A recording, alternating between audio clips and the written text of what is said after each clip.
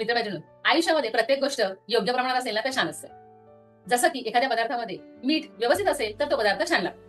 पण तेच मीठ जर थोडं जास्त झालं तर आपण खाऊ शकत नाही आणि कमी झालं तर आपल्याला ते खाल्ल्याचं समाधान वाटत नाही. अगदी तसंच न्यूमरोलॉजीमध्ये 1 ते 9 अंक आहेत आणि प्रत्येक अंकाचे गुण आणि दोष असे दोन्ही आहेत. गुण जे आहेत त्याचा उपयोग होतो, पण त्या गुणासाठी त्याचं विशिष्ट प्रमाण आवश्यक असतं. तसंच दोषाकडे ते कसं वळतं हे आपण थोडक्यात समजून घेऊया. प्रत्येक व्यक्तीच्या जन्मतारखेमध्ये एखादा अंक एकापेक्षा जास्त वेळा असतो. तर आपण आता एक अंकाबद्दल समजून घेऊया. एक अंक जर एखाद्या व्यक्तीच्या जन्मतारखेमध्ये एकदा असेल तर त्या व्यक्तीचं कम्युनिकेशन ओके ओके असणार आहे. तोच अंक जर दोनदा असेल तर त्या व्यक्तीचं कम्युनिकेशन चांगलं असणार आहे.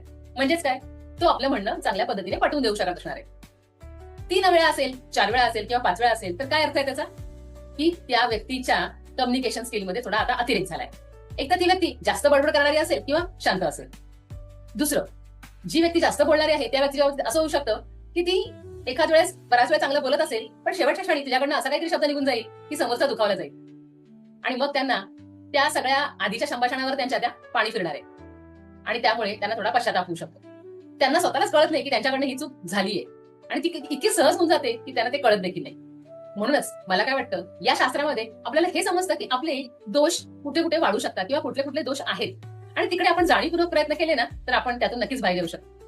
ही या शास्त्राची खूपच मोठी खूबी आहे आणि मला ती खूपच आवडली.